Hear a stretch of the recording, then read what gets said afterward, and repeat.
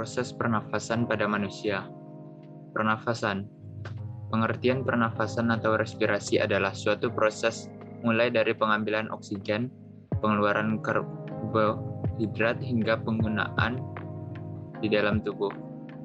Manusia dalam bernafas menghirup oksigen dalam udara bebas dan membuang karbon dioksida ke lingkungan. Respirasi dapat dibedakan atas dua jenis, yaitu respirasi luar merupakan pertukaran antara O2 dan CO2 antara darah dan udara. Respirasi dalam merupakan pertukaran O2 dan CO2 dari aliran darah ke sel-sel tubuh. Dalam pengambilan nafas ke dalam tubuh dan membuang napas ke udara dilakukan dengan dua cara pernafasan, yaitu respirasi atau pernafasan dada. Otot antara tulang rusuk luar berkontraksi atau mengerut, tulang rusuk terangkat ke atas, rongga dada membesar yang mengakibatkan tekanan udara dalam dada kecil sehingga udara masuk ke badan. Respirasi atau pernafasan perut. Otot diafragma pada perut mengalami kontraksi. Diafragma datar. Volume rongga dada menjadi besar yang mengakibatkan tekanan udara pada dada. Proses pernafasan pada manusia. Yang pertama, udara masuk melalui rongga hidung atau cavum nasalis. Udara dari luar akan masuk ke rongga hidung, cavum nasalis. Rongga hidung berlapis selaput lendir. Di dalamnya terdapat kelenjar minyak atau kelenjar sebasea dan kelenjar keringat atau kelenjar sudorifera. Selaput lendir berfungsi menangkap benda asing yang masuk lewat saluran pernafasan. Selain itu, terdapat juga rambut pendek dan tebal yang berfungsi menyaring partikel kotoran yang masuk bersama udara. Juga terdapat konka yang mempunyai banyak kapiler darah yang berfungsi mengangkat udara yang masuk, menghangatkan udara yang masuk. Di sebelah belakang rongga hidung terdapat nasofaring melalui dua lubang yang disebut guanae. Pada permukaan rongga hidung terdapat rambut-rambut halus dan selaput lendir yang berfungsi untuk menyaring udara yang masuk ke dalam rongga hidung. Setelah itu, udara masuk melalui faring atau tenggorokan. Udara dari rongga hidung masuk ke faring. Faring merupakan percabangan dua saluran, yaitu saluran pernafasan atau nasofarinx pada bagian depan dan saluran pencernaan orofarinx pada bagian belakang. Pada bagian belakang faring atau posterior terdapat laring atau tekak. Tempat terletaknya pita suara, pita vokalis. Masuknya udara melalui faring akan menyebabkan pita suara bergetar dan terdengar sebagai suara. Makan sambil berbicara dapat mengakibatkan makanan masuk ke saluran pernapasan karena saluran pernapasan pada saat tersebut sedang terbuka. Walaupun demikian, saraf kita akan mengatur agar peristiwa menelan, bernafas, dan berbicara tidak terjadi bersamaan sehingga mengakibatkan gangguan kesehatan. Selanjutnya yaitu ada batang tenggorokan atau trakea berupa pipa yang panjangnya kurang lebih 10 cm terletak sebagian di leher dan sebagian di rongga dada atau toraks. Dinding tenggorokan tipis dan kaku, dikelilingi oleh cincin tulang rawan dan pada bagian dalam rongga bersilia.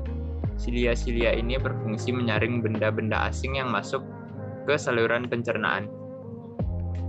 Batang tenggorokan atau trakea ini terletak di sebelah depan kerongkongan.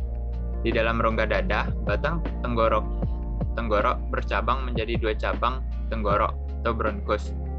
Di dalam paru-paru, cabang tenggorok bercabang-cabang lagi menjadi saluran yang sangat kecil disebut bronchiolus. Ujung bronchiolus berupa gelembung kecil yang disebut gelembung paru-paru atau alveolus.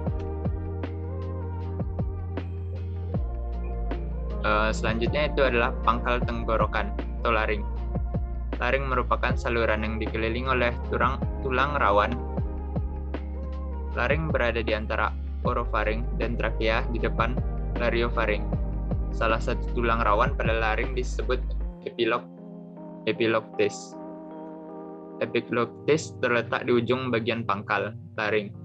Laring diselimuti oleh membrane mukosa yang terdiri dari epitel berlapis pipih yang cukup tebal sehingga kuat untuk menahan getaran-getaran suara pada laring.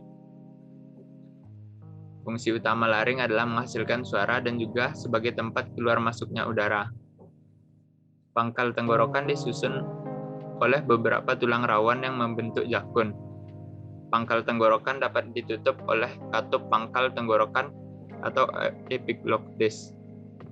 Pada waktu menelan makanan, katup tersebut menutup pangkal tenggorok dan pada waktu bernafas, katup membuka. Pada pangkal tenggorok terdapat selaput suara yang akan bergetar bila ada udara dari paru-paru, misalnya pada waktu kita berbicara. Selanjutnya itu ada cabang batang tenggorokan atau bronkus. Tenggorokan atau trakea bercabang menjadi dua bagian, yaitu bronkus kanan dan bronkus kiri. Struktur lapisan mukosa bronkus sama dengan trakea, hanya tulang rawan bronkus bentuknya tidak teratur dan pada bagian bronkus yang lebih besar, cincin tulang rawannya melingkari lumen dan sempurna. Dengan sempurna, bronkus bercabang-cabang lagi menjadi bronkiolus. Batang tenggorokan bercabang menjadi dua bronkus, yaitu bronkus sebelah kiri dan sebelah kanan. Kedua bronkus menuju paru-paru. Bronkus bercabang lagi menjadi bronkiolus. Bronkus sebelah kanan, bronkus primer, bercabang menjadi tiga bronkus lobaris, bronkus atau bronkus sekunder. Sedangkan bronkus sebelah kiri bercabang menjadi dua bronkiolus. Cabang-cabang yang paling masuk ke dalam gelembung paru-paru atau alveolus. Dinding alveolus mengandung kapiler darah.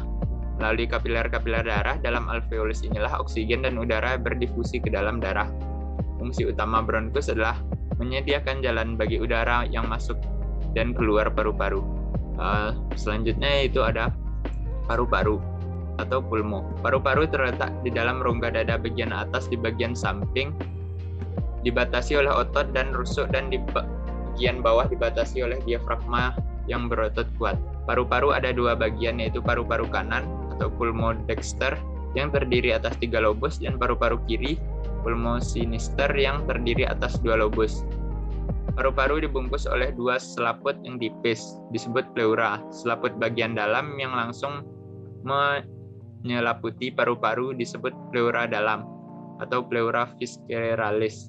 Dan selaput yang menyelaputi rongga dada yang bersebelahan dengan tulang rusuk disebut pleura luar atau pleura parietalis. Paru-paru tersusun oleh bronkiolus, alveolus, jaringan elastik, dan pembuluh darah. Bronkiolus tidak mempunyai tulang rawan, tetapi rongga bronkus masih bersilia dan bagian ujungnya mempunyai epitelium berbentuk kubus bersilia. Setiap bronkiolus terminalis bercabang-cabang menjadi bronkiolus respirasi, kemudian menjadi ductus alveolaris pada dinding ductus. Pada dinding ductus alveolaris mengandung gelembung-gelembung yang disebut alveolus. Selanjutnya itu setelah pernafasan tadi berjalan normal, tetapi pada sebagian orang terdapat gangguan-gangguan sistem pernafasan. Berikut salah satu contoh gangguan sistem pernafasan pada manusia. Yang pertama yaitu asma. Asma adalah jenis penyakit jangka panjang atau kronis pada saluran pernafasan yang ditandai dengan peradangan dan penyempitan saluran nafas yang menimbulkan sesak atau sulit bernafas. Selain sulit bernafas, penderita asma juga bisa mengalami gejala lain seperti nyeri dada, batuk-batuk, dan mengi. Asma bisa diderita oleh semua golongan usia, baik muda atau tua. Meskipun penyebab pasti asma belum diketahui secara jelas, namun ada beberapa hal yang kerap memicu seperti asap rokok, debu, bulu binatang, aktivitas fisik, udara dingin, infeksi virus, atau bahkan terpapar zat kimia. Pengobatan asma yaitu, dalam pengobatan asma ada 2 hal yang perlu dilakukan, yakni meredakan gejala dan mencegah gejala kambuh.